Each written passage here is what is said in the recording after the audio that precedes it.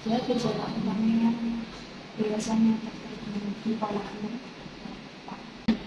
Secara gejala tambahannya apa yang mulai dari motivasi menurun, depresi, jadi tidur, senang berlebihan, itu ada kategorinya. Jadi di bipolar itu ada jenis bipolar tipe apa yang ada. Lebih pada kontrol emosi, ketidakberdayaan seorang untuk melakukan regulasi emosi dengan baik. Orang yang mengalami bipolar itu kadar kontrol emosinya itu sudah lepas.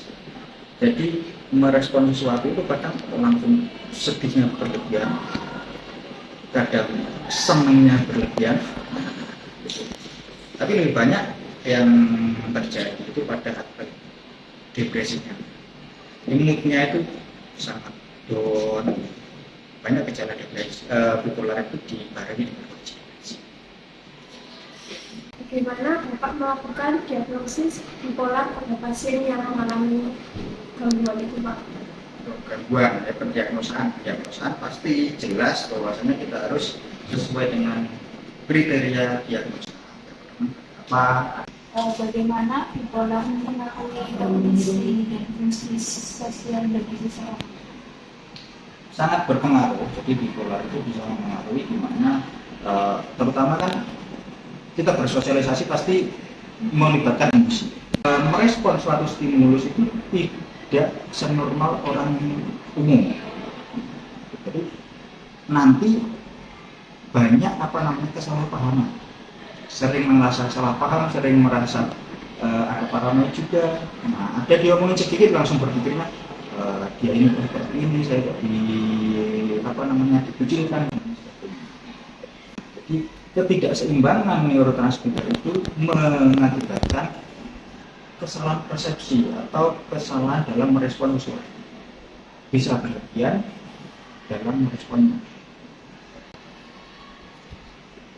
Bagaimana Bapak menangani atau mengelola fase manik dan fase depresi yang sering terjadi pada pasien dengan gangguan bipolar? Penanganan itu tidak boleh single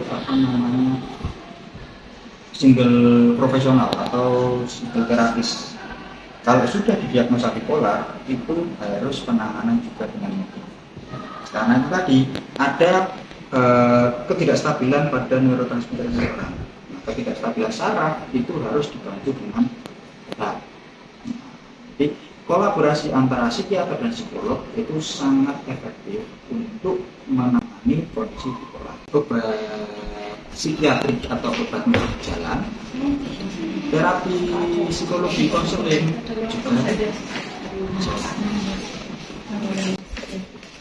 Apa yang dapat dilakukan keluarga atau orang-orang terdekat untuk mendukung individu dengan gangguan bipolar? Kita memberikan dorongan, sebenarnya dia harus melakukan pengobatan rutin, mengingatkan bagaimana cara mengevaluasi, mengontrol diri, menerima saran, mengekspresikan emosi dengan baik, itu harus ada. Gejala utama terdapat gangguan mood atau perubahan mood yang ekstrim.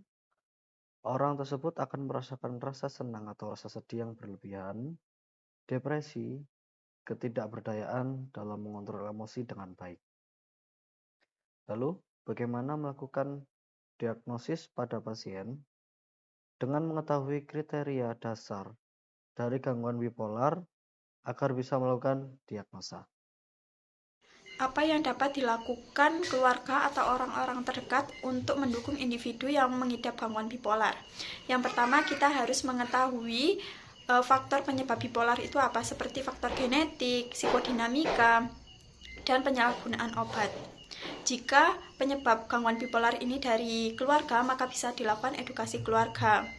Keluarga merupakan sumber pendukung bagi pengidap gangguan bipolar dengan memberikan dukungan, kemudian mengingatkan bahwa cara mengontrol dan mengevaluasi diri serta mengekspresikan emosi dengan baik. Pada kondisi gangguan bipolar dapat menyebabkan disfungsi pada neurotransmitter bipolar. Lalu pada kondisi sosial, penderita akan merasakan ketidakstabilan emosional, isolasi sosial, serta kesulitan dalam berkomunikasi.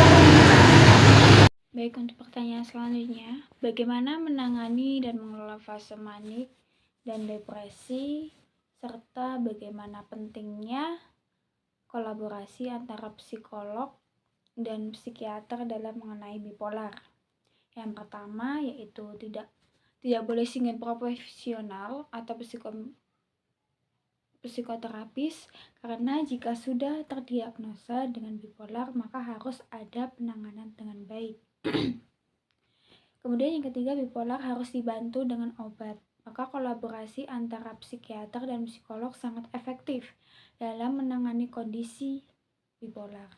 Kemudian yang terakhir, perlu diketahui bahwa bipolar bukanlah suatu gangguan yang dapat diobati, karena sudah termasuk ke dalam gangguan kepribadian, yang mana hal itu tidak dapat hilang, tetapi dapat dikontrol dengan menggunakan obat atau melakukan terapi psikologi konseling.